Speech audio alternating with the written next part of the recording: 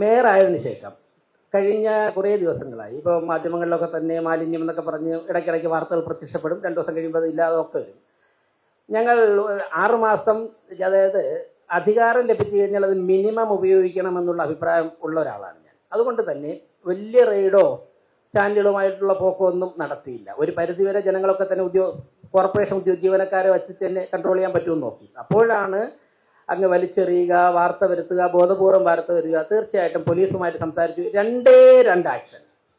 ഒരാൾ അനധികൃതമായി മാലിന്യം ശേഖരിക്കുന്ന ഒരാളിനെ ഇപ്പോൾ കോർപ്പറേഷൻ ജീവനക്കാർ തടഞ്ഞപ്പോഴേക്കും ഓട്ടോറിക്ഷ കയറ്റി ഇറക്കാൻ വേണ്ടി ശ്രമിച്ചു. എന്നിട്ട് തമിഴ്നാട്ടിലേക്ക് രക്ഷപ്പെടുത്തു. 24 മണിക്കൂറിനകം തിരുവനന്തപുരത്തെ പോലീസ് അയാളെ തമിഴ്നാട്ടിൽ പോയി ചെന്ന് അറസ്റ്റ് ചെയ്യുവാൻ വേണ്ടിയിട്ടുള്ള ഒരു ഇടപെടൽ ഉണ്ടാക്കി. അതിനുശേഷം ഒരു ഇൻസിഡന്റിൽ കൂടി അറസ്റ്റ് ചെയ്യുകയും പിടിച്ച വാഹനങ്ങൾ ഒരു വാഹനം 25 ലക്ഷം രൂപയുടേതാണ്, ബാക്കിയൊക്കെ 5-10 ലക്ഷം രൂപ ആട്ടോ സ്റ്റേഷൻ്റെയാണ്.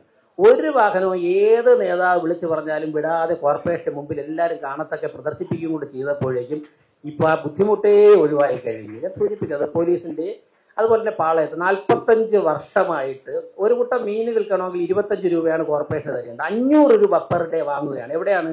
അപ്പുറത്ത് മുഖ്യമന്ത്രി ഇരിക്കുന്ന സെക്രട്ടേറിയറ്റ്, ഇപ്പുറത്ത് കോർപ്പറേഷൻ്റെ മേയർ ഇരിക്കുന്നതിനിടയ്ക്കുള്ള പാളയം എന്ന് പറയുന്ന കണ്ണായ സ്ഥലത്ത് കണ്ണിവേറ മാർക്കറ്റിൽ ഒരാളിൻ്റെ കയ്യിൽ നിന്ന് 500 രൂപ വെച്ച് 200 പേരുടെ കയ്യിൽ നിന്നും കഴിഞ്ഞ for the last 45 years collect ചെയ്യുമ്പോൾ ഒരു ദിവസം ഒരു ജോലിയും ചെയ്യാതെ 1 ലക്ഷം രൂപ ഉണ്ടാക്കുന്ന ഒരു സംവിധാനത്തെ ഒരു നിമിഷം കൊണ്ട് മാറ്റാൻ സാധിച്ചിരുന്നുവെങ്കിൽ തീർച്ചയായിട്ടും പോലീസിൻ്റെ വളരെ നല്ല രീതിയിലുള്ള ഇടപെടുണ്ടായി. എനിക്ക് യാതൊരു ബുദ്ധിമുട്ടുമില്ല, മടിയുമില്ല അത് പറയാൻ വേണ്ടി. ഞങ്ങളൊരു സമരം നടന്നു.